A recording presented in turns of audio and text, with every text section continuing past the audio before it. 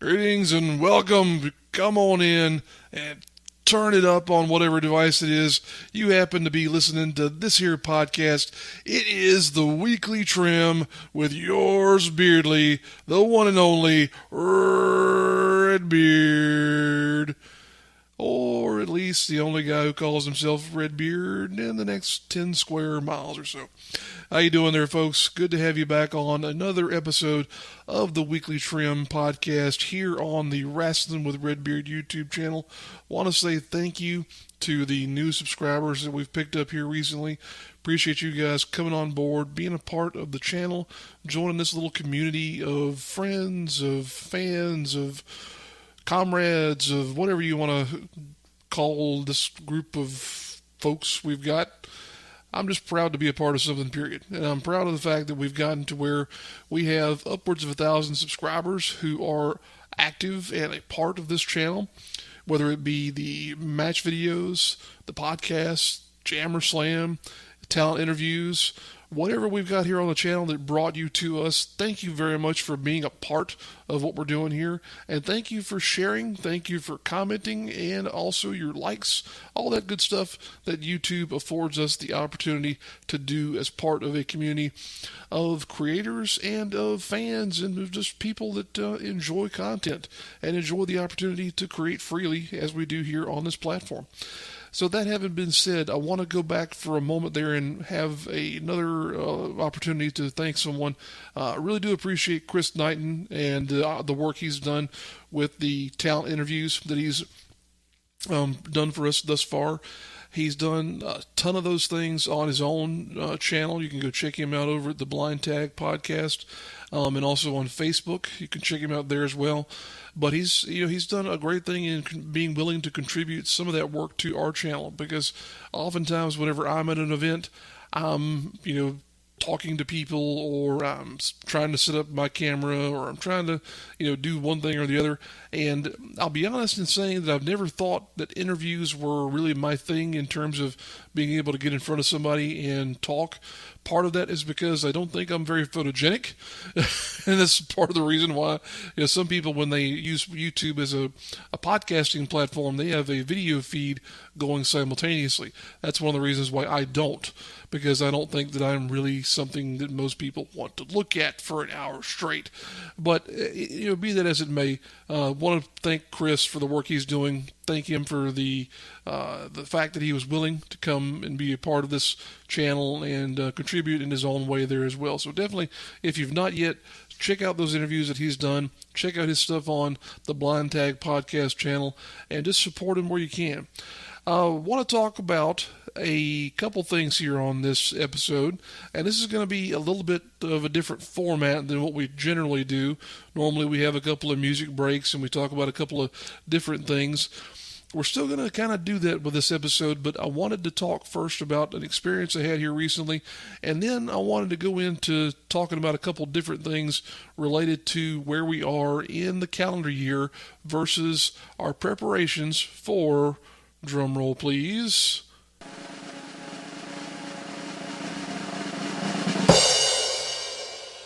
the Carolinas Professional Wrestling Awards of 2018. Yes, that's me in attempting to make another announcer-type voice. I need to hire Brett Wolverton to come in here and do that for me whenever I feel like having something like that on the program. But no, I had a thought here recently that we've gotten to a point in the year where not only are we're really needing to buckle down on looking at who are going to be the top contenders for the awards this year, but more than that, we almost needed to take a better look at the next wave of talent that are going to be coming up and maybe taking some of those spots, maybe getting opportunities of their own. We never know.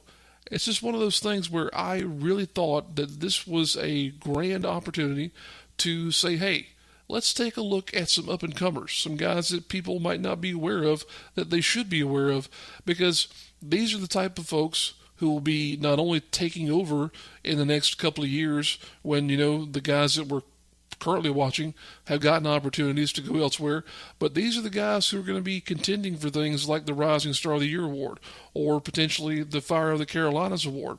And, I'm getting a little bit ahead of myself, so we'll stop with that commentary right there. But I want to jump back to this past Saturday and mention a few things about an experience I had at a just phenomenal event. And it's one of these things where I feel very, very, very thankful to have been able to make the friends that I have in relation to pro wrestling. A lot of the people that I know and that I hang out with, as far as people that I see on the weekends and whatnot, they're people that I've gotten to know by virtue of going to wrestling shows. And, that's pretty cool, in my opinion, because it really shows the culture and the community that exists around professional wrestling in this part of the world. Because I can think of 20, 30 people right off the top of my head that I can anticipate seeing at any of those events. And that's great because you can go up and see, all these folks that you are really looking forward to interacting with because you have a common bond. It's like years ago whenever I was in college and I used to attend concerts very frequently at the House of Blues in Myrtle Beach. I got to a point where there was the same core group of people who were there almost all the time.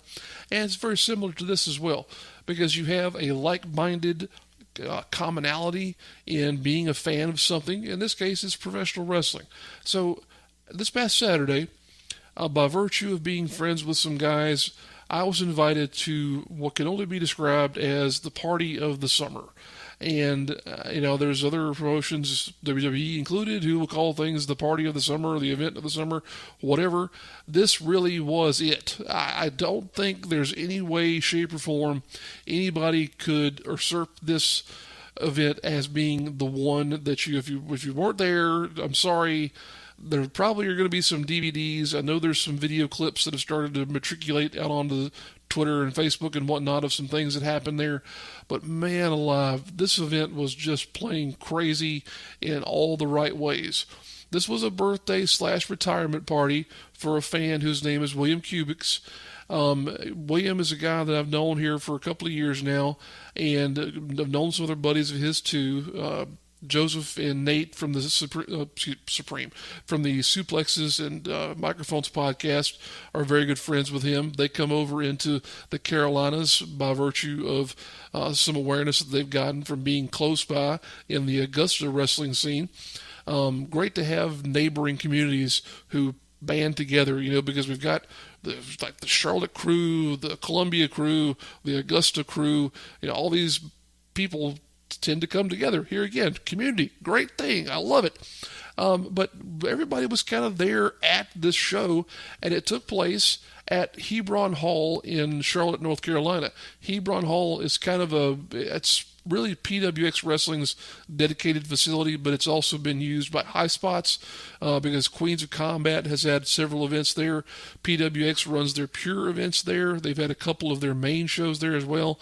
It's a very small, intimate studio style setting to where it would hold, I'd say, oh man, if it would hold upwards of 200, I would be very shocked. I think there would be a point to where it would be very uncomfortable if you got beyond that. But this was a very small event. There were probably, I'd say, maybe 50 to 60 people there tops. I'm a terrible judge when it comes to trying to actually figure out how many people are at an event, so don't take my word for that. But maybe 50 people, maybe. Saw this event, and you had this crazy combination of talent that not only are common to PWX events, but that are also just common to big time indie pro wrestling period. I really was just impressed as could be with what they did here, because not only was it a creative success, this thing I had a chance to talk to Brian Kanabrowski, who's the promoter of PWX Wrestling, and I asked him, like, what was your budget for this thing? And he wouldn't tell me. Man, when you get that reaction from a promoter, the only thing he would say is that, well, it wasn't that much different from an actual PWX show, which if you look at the kind of talent that they bring in, man, you wonder, wow, how in the world did they pull this whole thing off? But it was such a great event. Like I mentioned, you had talent from all over the place, from the Carolinas, Georgia, Florida, beyond. Scorpio Sky was there. Tim Donst was there. And just a great thing in terms of what we saw, because there were combinations of talent and matches that you'll maybe never see again. And it was amazing to be a part of. I had a ball. The show was tremendously long because, if I remember correctly, there were 9 matches, and I think the final match was over maybe around 11:30 at night. So from Charlotte, I had a 2-hour drive back home, and I was like, well, do I get a hotel or do I go ahead and drive home? I drove home. Maybe not the best idea, but I got home just shy of 3 a.m., Still went to church the next morning. Didn't need to repent necessarily. I didn't engage in as many, we'll say, entertaining acts of whatever as some folks did there at the party. But, just really and truly, everybody had a good time. There were lots of drinks, lots of snacks, lots of great wrestling, lots of just great people, period. And can't say thank you enough to William, to Joseph, and all the other people who were involved in that for inviting me and for letting me be a part of the event they put together there. Just really had a great time, and really had a great time in seeing Hebron Hall for the first time there. It's really a trick to me that you've got several promotions who have now set up shop in their own buildings. And I think that's a great thing because it shows you that there's dedication to being there in some way, shape, or form. And what I mean by that is it's anybody can go rent a building. So long as you can get clearance, anybody can rent a building. But to actually come in and say, hey, this is ours. We're going to custom make this space to suit us. That's where the dedication lies. And I know it's nothing fancy. This is not, and I always go back to thinking about the NWA Charlotte days. If, NWA Charlotte, I'm going back 10 plus years here now. But if you were not around for NWA Charlotte when they debuted their building in Charlotte, man alive, that was a tremendous facility. You had restrooms, you had concessions, you had comfortable parking, you had a great building that got ruined by something. But you had a great experience there. And these buildings that you have now, they're not quite up to that par, but still they have what you need. They have restrooms, they have a concessions area, they have parking. It's what you need to have a successful wrestling event. And for them to be able to come in and say, hey, we're going to have this building and we're going to do what we want to in here. That's the other big thing, is that they can have whatever style of matches they want to in those arenas. They don't have to worry about screwing up somebody's floor necessarily, or having to pay a recreation building for extra bonus time because they happened to spend 15 extra minutes tearing down the ring or whatnot, and your security guard had to stay over. They don't have to worry about that. So having their own building really is something awesome, something really cool that these companies are investing in, because you've got PWX with theirs, Action Packed Wrestling in Chester has theirs here, CWF Mid-Atlantic, of course, they're probably the granddaddy of them, probably the closest thing to what NWA Charlotte had in just developing a really fan-oriented and fan experience-oriented building that is great over there in Burlington, North Carolina. Still kind of waiting to see if AML Wrestling is still developing their space. They were talking about it a lot at the beginning of this year, but that's kind of fallen by the wayside. I'm not sure what they're really doing there, but I hope that they are continuing to develop that. But just great to have a custom-made space along those lines. And definitely would encourage you to support these promotions, because guess what? when a promotion does something like this, they're trying to extend that experience to the fan. They're trying to give you something that will make it worth your money, that will make it worth your while to travel to these arenas and come in and see a show. They want you to have the amenities. They want you to have, a clean restroom, cold drinks, hot nachos, all the good stuff that you expect from going to a real arena show. They want to be able to replicate that in their own buildings, and they're doing a pretty good job for the most part.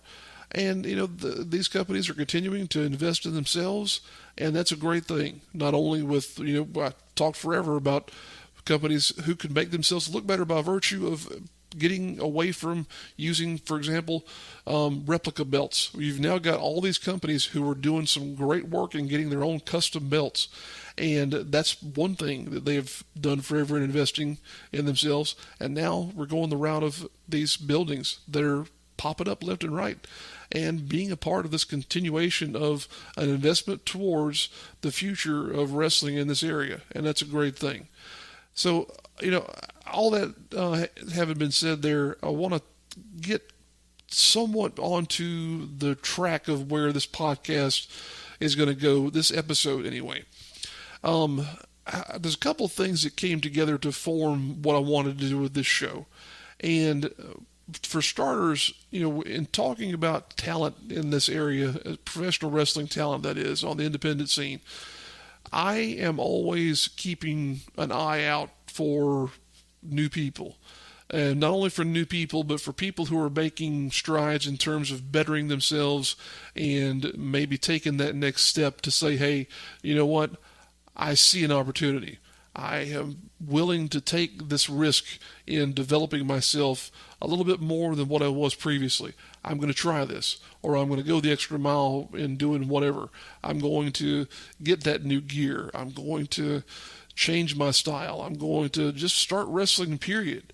Because in some cases you see someone with a passion who wants to take that next step, and all they need is someone to either push them off the cliff or to give them a little bit of encouragement. One way or the other, if they've got the right passion for it, that can be a very big success story. And no greater example of that than I can think of than John Schuyler, because he was a fan sitting in the front row at shows over here in Orangeburg, South Carolina, and now guess what? He's one of the top guys anywhere, in my opinion. And he's on Raw as Ricky Roberts. One of the most amazing things that I could ever think of seeing in terms of a local talent making an appearance on a Raw broadcast. That was, I'm sorry, but in my opinion, that was just the cat's ass to see him in that segment there with Elias on WWE Raw here a couple of weeks ago. But in looking at the talent that are coming up through here, I pay attention not only because of this being a hobby of mine in being a professional wrestling fan, but also because of the fact that I'm the moderator of the Carolinas Professional Wrestling Awards. And that's an important thing for me, because I think if I want to continue to be successful at doing that job, I have to be knowledgeable of the people who are in this area. Not that I determine who wins the awards. When I go back and say that again, I don't actually pick who wins. This is all based on our panelists and whatnot. And if you're not familiar with what I'm talking about, please look in the description of this video. There will be a link to our Facebook group page, the CPWA Facebook group page.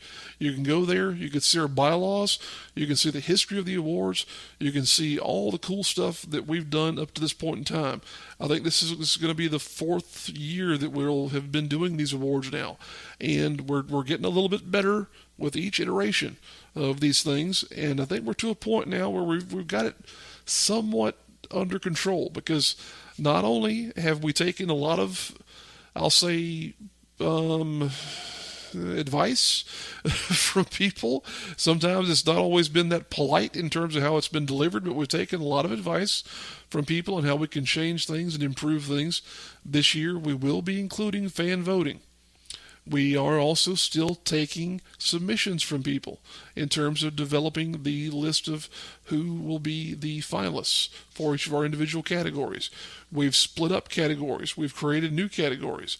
We've done a lot of stuff that's coming this year that I think will make this year the best year that we've done these awards, period. And I really would encourage you to take a look at that Facebook page get yourself acquainted to what we're doing and join us if you have not already. Please join us and be a member of the group page there, because once voting starts, you're going to want to be there, because that's going to be the real important thing. Because as we said, fan voting, very big going forward here, because it's always been said, oh, well, you don't let the fans have a say-so in what goes on. Guess what? This year and going forward, fans have a say in who wins these awards. So definitely want to be there and be paying attention to what goes on when we start that process.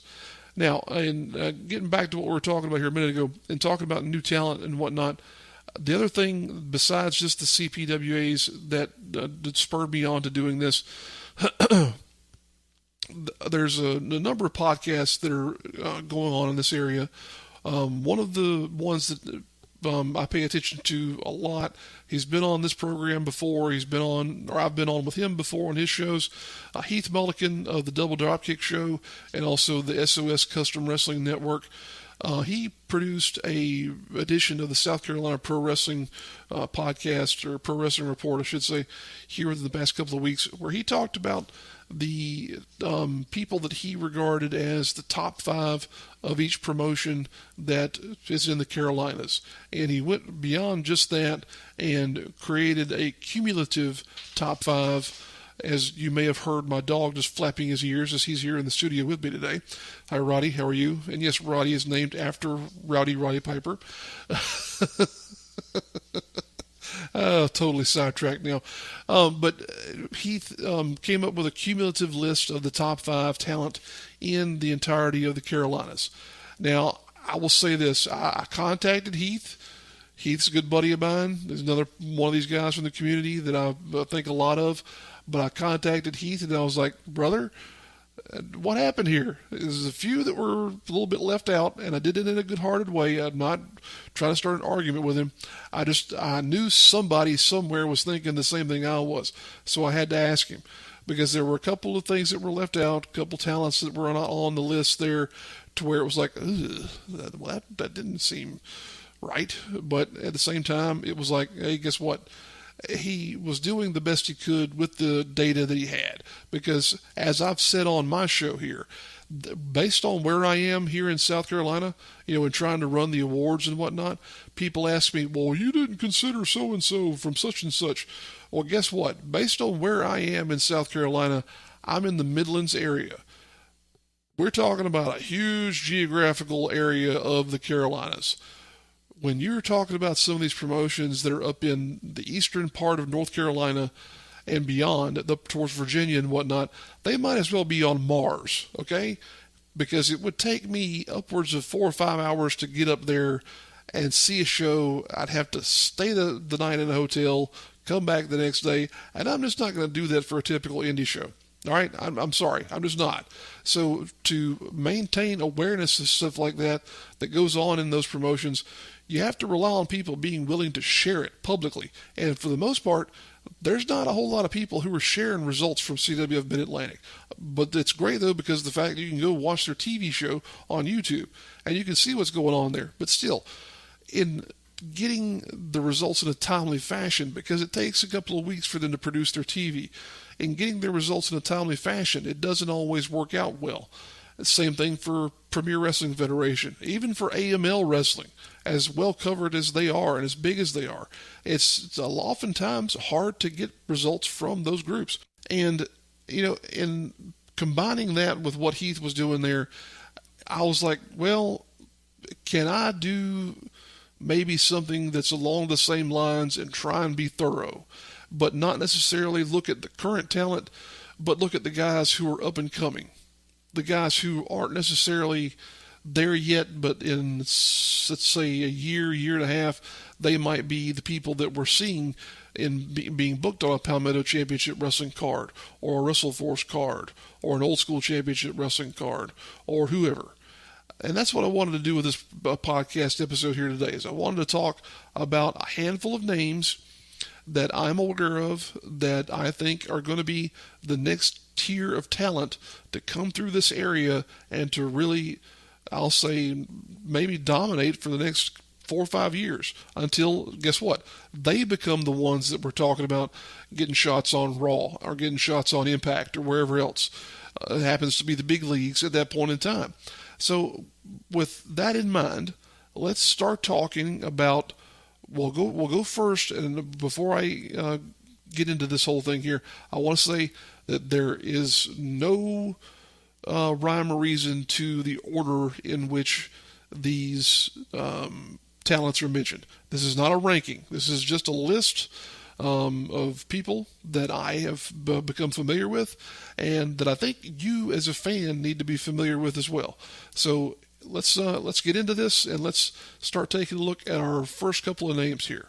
And don't think this is me trying to be a know-it-all, because definitely am not a know-it-all. This is just me being aware of a lot of really awesome up-and-coming talent that are part of this scene. So, first name on the list here. And again, he's not number one. This is just the first guy that really popped in my head when it came to up-and-coming talent, and that was Marcus Cross.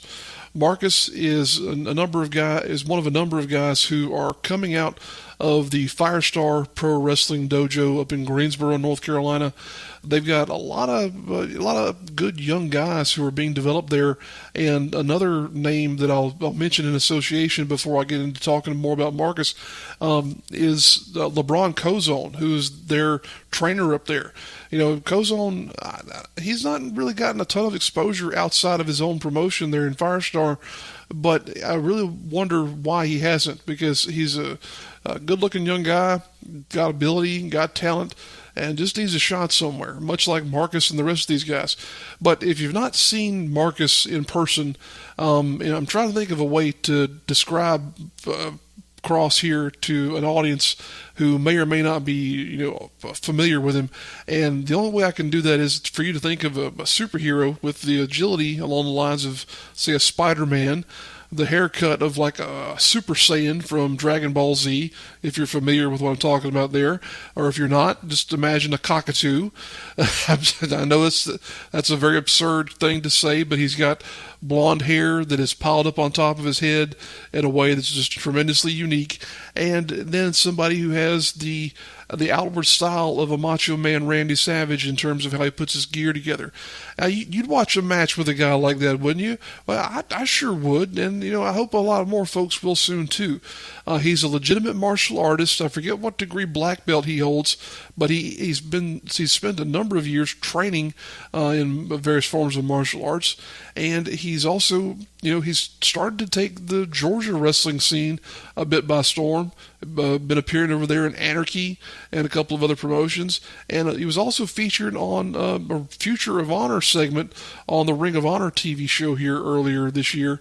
So definitely someone who has gotten attention and is on his way up throughout this region. Just wish he'd get a little bit more spread around in terms of being in promotions other than just Firestar and over there in Georgia. Got to get some more of these guys in South Carolina. Got to be willing to travel there. So the next guy I want to talk about in this gathering of talent here, someone I became familiar with here earlier this year, someone I became a very quick fan of, and that is Stuart Snodgrass. Yes, Mama Snodgrass's baby boy. He may not be the first nerd to enter the squared circle, but at this point in time, he's the nerd who's captivating audiences all around the Mid-Atlantic. Visually speaking, Stuart, he checks all the boxes when it comes to immediately conveying who he is to an audience. And, that's a great thing, because you don't have to wonder with him, all right, is he a good guy or a bad guy? He's Stuart. And that's a great thing, because there seems to be a growing fear of vivid gimmicks in the industry. And what I mean by that is, not necessarily being a clown or a pirate or whatnot, but being a character that is really just solid in terms of saying outwardly, this is who I am and this is what I'm about. And that's what you get with Stuart. And that's a great thing, because as I said, there's a fear in the industry right now of being something along those lines, especially in young and up-and-coming talent. But fortunately, Stuart does not have that fear.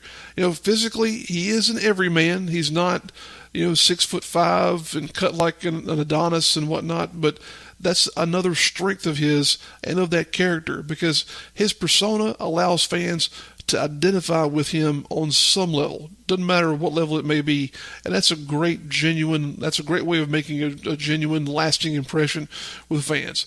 Definitely a big fan of Stewart's. Looking forward to seeing more of him in the months to come here, because he's going to begin appearing down in our part of the world here with WrestleForce. So definitely looking forward to seeing him compete here in South Carolina and more up in North Carolina, as well as he's a part of the NAWA professional wrestling roster as well, and a couple different promotions up there too. So good on you there, Stewart. Following that up, I want to talk about a young man who is, it's hard for me to, I'll say it's hard for me to temper my initial impression of this young man, because I don't want to expect too much too soon from what I'm seeing, but it's hard not to. And who I'm talking about here now is a young man named Lucky Ali. He is one of many talents who have been trained by George South. Lucky is, I think he might, if he's 19 years old, he might be 19 and maybe a couple of days. But he shows all the signs of having the rare qualities associated with talents who have that God-given thing called it. And that's just a crazy thing to look at when you see someone that young. His charisma, height, he's got a background in physically demanding and competitive sports. He's got a tremendous physique. And it just is going to be one of those things where, with the right time and with the right polish, he's going to be the potential next thing out of this area, in my opinion. I'm not going to say he's going to be the next Cedric Alexander or whatnot, but he's got in my mind, he's got the base, the real opportunity to make a big impact in this area. And I know that's saying a lot, because we got a lot of big talent in this area, but to me, I look at him and it's there. It's like, he's got the style of, someone like a R-Truth in terms of being flashy and whatnot, but then he's got the athleticism of a Cedric Alexander, and he's got the charisma and the ability to talk there as well. So just really want to hope, I don't want to heap too much praise on the young man, but he's got a lot going for him, and he needs to continue to focus on things, to continue to train and to get better, and he will be turning some heads here in the not too distant future. I'm very certain of that. Moving on from there to a name that this one is, I'll say this one's a bit of an oddity. Not only because of the guy who I'm talking about, but also because of the fact that it's on this list, period. Because obviously, for anyone who pays attention, Joshua Cutshall is not new to the scene. However, he's probably, actually, to go back there a step, he's probably one of out of the current crop of talent in the Mid-Atlantic, he's probably one of the more seasoned workers out there. However, the reason why he's on this list is that, to my knowledge, he's never enjoyed the kind of run that he's on right now, because he's aligned himself in the Monster Squad, which is a tag team with Built to Self-Destruct Billy Brash. And, you could go on to say that he's getting a rub from Brash, but I will say this, he's made a little change to this character that he has right now. And Cutshall, he's been through numerous gimmicks in trying to find something that works, but he's made a little slight change to the character that he's doing now, in terms of being, this guy who is sort of trapped in a body with all these various personalities, and any one of them can come out at one point in time.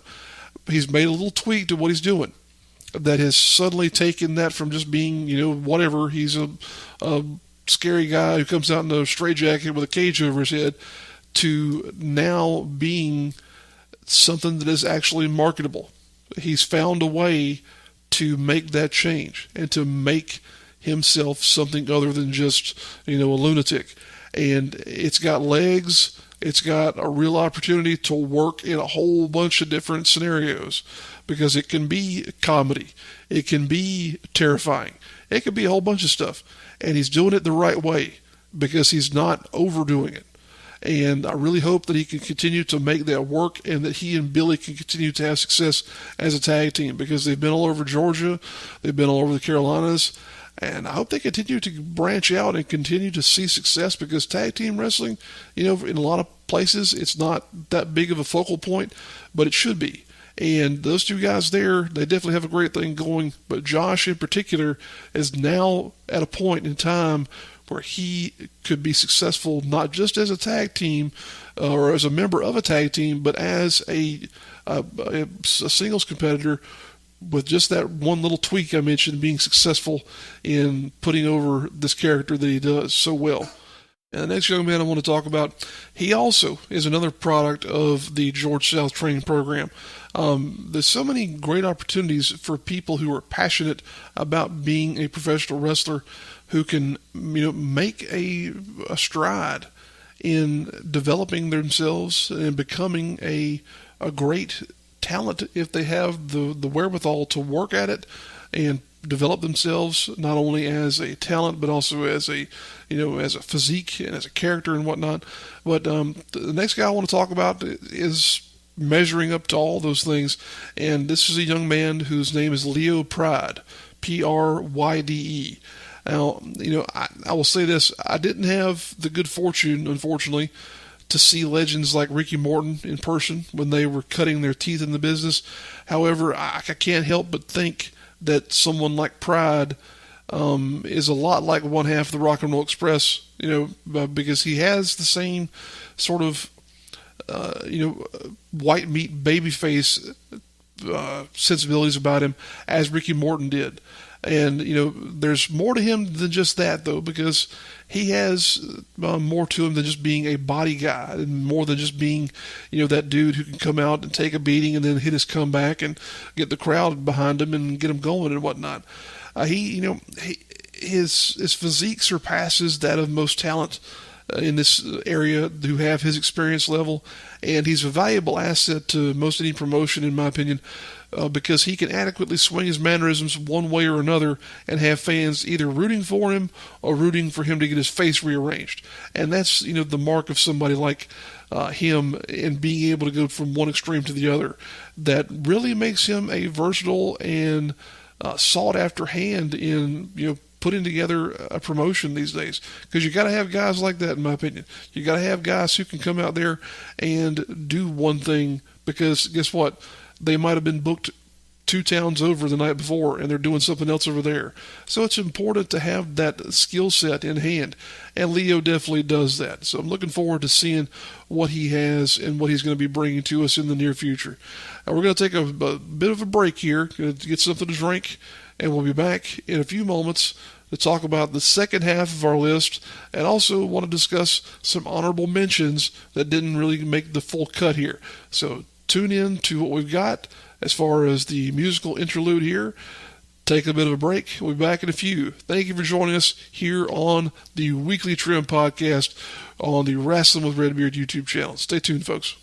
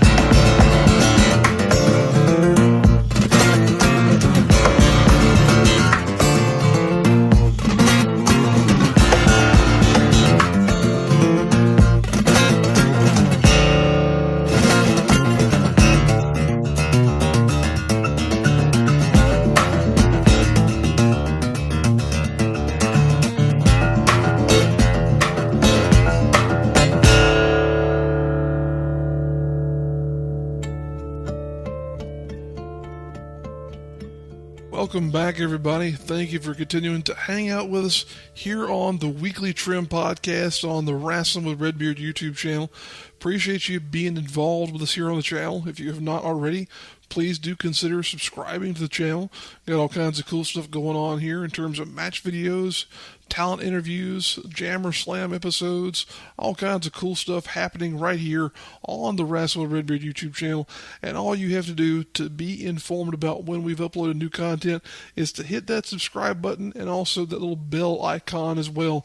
That way you'll be sent a notification to your device whenever we've put something new out here on the channel. That having been said, we're talking today about up-and-coming talent here in up-and-coming professional wrestling talent, I should say, here in the Mid-Atlantic region.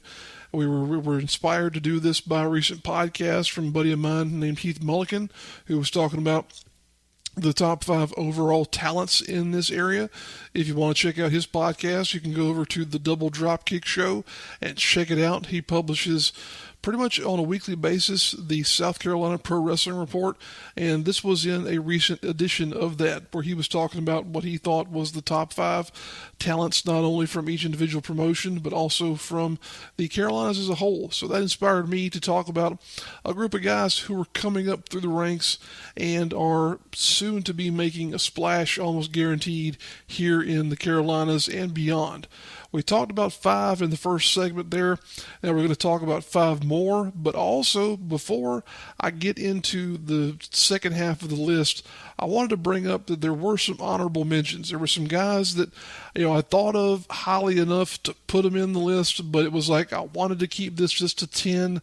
But these are some guys who were also in the mix who could also be very much a part of this whole cluster of talent. And hopefully they will be. They just got, for one reason or another, they didn't quite make the, I shouldn't say cut because that makes it seem as though I'm ranking these guys when really I'm not. I'm trying not to. But, they were just something that wasn't quite there yet. And that can always be fixed. It can always be fixed. You can always get better. If you get worse, something bad happened. But at any rate, these are the honorable mentions that I had for this group of talent that I've brought out. Again, all these guys are talented. All these guys are worth your time in terms of checking out a show or a match online or wherever you might encounter them, because it's worth your time to see what's coming up, in my opinion, period. Because if you don't support them now, guess what? You might miss them later on. You might have missed, say, Cedric Alexander's, and he's always my go-to example, but you might have missed Caleb Conley's first couple of matches. You might have missed Tessa Blanchard's first couple of matches, but guess what? Now you got to pay $40 or $50 just to get in the door to see him somewhere. And you could have seen him for $5, $10 somewhere, back a couple of years ago. And, it is what it is. But the honorable mentions, first in that group, a young man named Griff Garrison. Griff, here again, another individual who has come out of the Firestar Pro Wrestling dojo. He's been sidelined, unfortunately, for a majority of this year with a leg injury. I hope that hasn't hampered his development too much, but I do think that once he gets back going, he'll be just fine. Austin Bullock is a name that I hear mentioned frequently. I've not had a chance to see him perform or compete very much myself, and that was the reason why I didn't include him on my list, because I wanted to make sure that it was someone that I had actually had a chance to see compete and had an opportunity to really give a verdict on. And I know that Austin is a frequent competitor up in EWF in North Carolina and several other promotions up in the western side of both the Carolinas. So hopefully he'll continue to make his way around, because here again, it's a name that I hear quite frequently. So he's definitely doing something right. Jack's Insane. Yes, Jack's Insane. He, much like we were talking about Stewart here a little bit ago, he is also one who is not afraid to embrace that real vivid gimmick. And in his case, it's kind of a two-face Batman villain almost type thing that he's doing. Very, very much a thing that could scare small children, what he's doing there. He's not yet a physically imposing guy, but if he could combine that with what he's doing here, he'd have a great thing going. So I hope he continues to develop himself. Mason Moore, He's got the cowboy gimmick going there. He's a good, clean-cut, good-looking kid. He just needs to continue to working with better opponents. That'll really help him in the long run because he's got the basis for what he wants to do already in place. He just needs experience, and he'll get that eventually. Big Bite Martinez. This guy is very akin to Cam Carter in a lot of ways, and there's a reason for that. And I won't go too deep into the reason for it, but he's one of few people that you have in this area who compete while wearing a mask or a hood. And, that in of itself can be a very marketable thing because guess what? If kids love you, they're going to want to buy that mask. So you've got a built-in opportunity to merchandise yourself right there with something that is iconic in the form of a professional wrestling mask. Who doesn't want a Rey Mysterio mask these days? I would love to have one. I'm a 38-year-old man, and I would still like to have a Rey Mysterio mask. Not really, not really, but still, it's a cool thing to have. It's a cool opportunity to market yourself and develop something other than just, a basic persona. Because the lucha masks forever have had such great vibrance to them in terms of what they bring to the table, and to see someone in this area taking advantage of that opportunity creatively is a pretty cool thing. And last, certainly not least, Amp Dominic, the Southern Fire. I love Amp. I've gotten an opportunity by association of calling matches with NAWA professional wrestling to see him perform on a number of occasions. He needs just an ounce of direction to what he's doing. I hate to say that he needs somebody to almost rein him in at times, but with a little bit of direction, that gimmick with his look, he's you might as well say a smaller version of Jason Momoa in terms of the way he looks. But if he had an ounce of direction with that gimmick, he could go a lot of places, I'm convinced. So there's your honorable mentions. Those are the guys who they really were good enough to be on the list, but there was just a little bit hindering them in terms of what really could put them over the top. So hopefully those guys will continue to hold themselves together and improve so they can be, potentially, an opportunity for me to eat some crow because, hey, I want you guys to be successful. I want you to all come up and just blow me away on any given Saturday when I'm at a show where you happen to be there. I want these guys to do great things and to be successful because as passionate as they are about performing, I'm also as passionate about being able to see them perform. All right, now that we've gone through our honorable mentions, the other group that we want to talk about here, the second half of the list, let's kick things off by talking about the gifted one, Yaya. Yaya. I just love the name. I love it. I really, truly do. There was a ladder match here a couple of weeks back during AML Wrestling's confrontation event where they had some talent from Impact Wrestling on the card there. It was for the AML Wrestling Prestige title. That may have been his coming out party as far as not only being able to wow the fans that were there in attendance, but also the audience at home watching on Twitch, as well as the Impact Wrestling commentary crew, because Josh Matthews and Sonjay Dutt there were in person as well. And just a great, as we said, coming out party for that young man and showing what he's capable of doing. Because he's another example of a big man who's athletic and agile. Yaya, he comes across as a slice of Willie Mack served up with a big chunk of junkyard dog. And that's in my mind, that's a great combination of things. While he may not have had that many opportunities yet to really have his voice heard, he's got plenty of personality by way of his in-ring style. So I hope he continues to get opportunities to perform in a lot of different places. Moving on from there, we got a young man who really sparked my interest the first time I saw him perform. He was in a match with Kid Riot over at Viral Pro Wrestling. That was the first opportunity I had to see Sean Legacy. When Sean first popped on my radar, he struck me immediately as someone who was ahead of the game thanks to his physical conditioning. In other words, I wasn't sure if he could wrestle for squat, but he at least looked the part. And since then, he's confirmed that he's capable of handling himself in the gym and also at the ring. He shifted his style here recently towards that more of a high flyer. So we'll have to see if that really pans out for him. Hope it does. It's one of those things where, like I remember hearing Ricochet say not too long ago, when you're talking about being or becoming a professional wrestler, don't be that guy who has to put a lot of impact on your knees. So I can agree with that. As someone who has at least one bad knee right now, don't be that guy who has to put a lot of impact on his knees in being a professional wrestler. But regardless, Shawn, he's competed sporadically throughout the Carolinas. He's gotten a number of opportunities for PWX in the pure division that they have up there. He's going to be, of course, he's from Georgia, but he's going to be more, I'll say, focused maybe on Viral Pro Wrestling, because he just recently won that promotion's Outbreak title, which is kind of their mid-level title, like a United States or Intercontinental title. But they only take up 1 week in the month of his schedule, so he's got plenty of other time to be spread around there throughout the Carolinas and Georgia. Next, real diamond in the rough, although that's a descriptor that's much too commonly used to describe uncommon ability. I'm talking about Patrick Scott.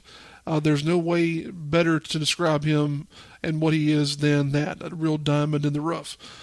Despite having made an appearance on a recent episode of NXT, that was a couple of months ago now, not really that recent, but still, he was on the program. He isn't exactly a well-known talent in this part of the world. But that's changing week to week, and it's for good reason, too. Scott, for my money, and as much praise as I piled on to Drew Adler here a year or so ago in doing a similar list to this, that same level of praise is going to go to Scott right now.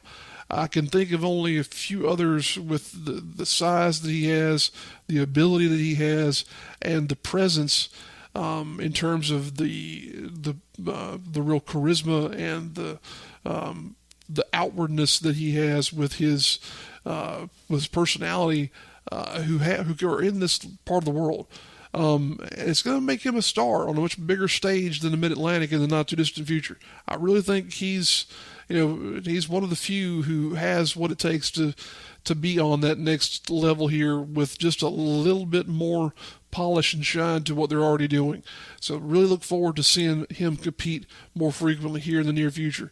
Now, moving on from him, one of the things that people say to me in looking at talent in this area, and this is not a slight to anybody, because, it just is what it is, but you don't always have, like, the big monsters in professional wrestling that we used to. We always, like, been coming up from the 80s, you had guys like Big John Studd and Andre the Giant and Hulk Hogan and all these big, massive men who were a part of professional wrestling, not only because of the fact that they were as huge as they were, but because of the fact that it really suited them. You don't see guys like that much anymore, because oftentimes, if you're that big, you might have had a career in, say, professional football or bodybuilding or whatever.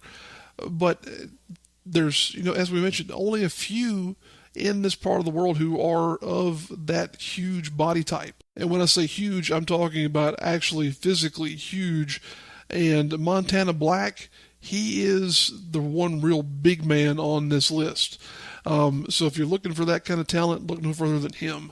In a region that seems to be dominated by talent who are kind of, I hate to say average height, but, it's kind of where we are right now. Black, he really stands out because he's the only one who has the dimensions of a verifiable monster. He's a physically domineering presence.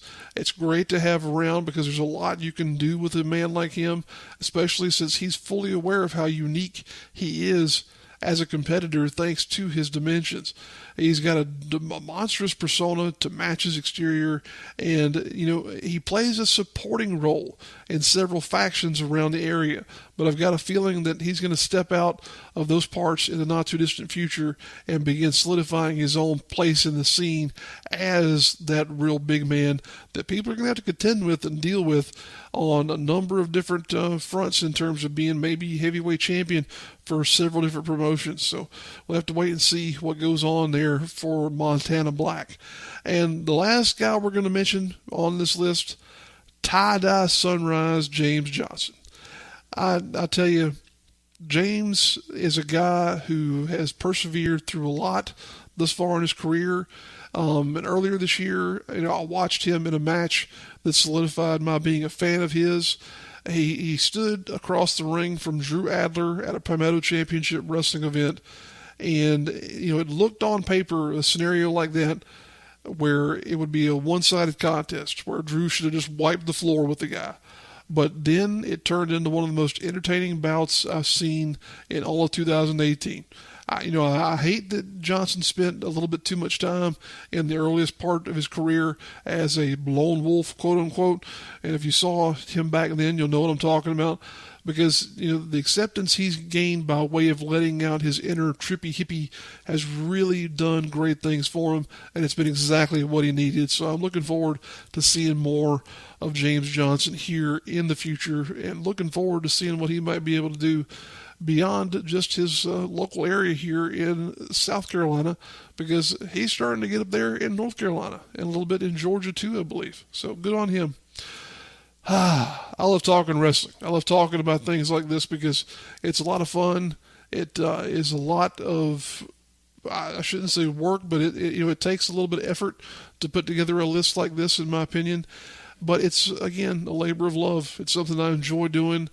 I enjoy being able to talk with you guys on a somewhat regular basis about wrestling.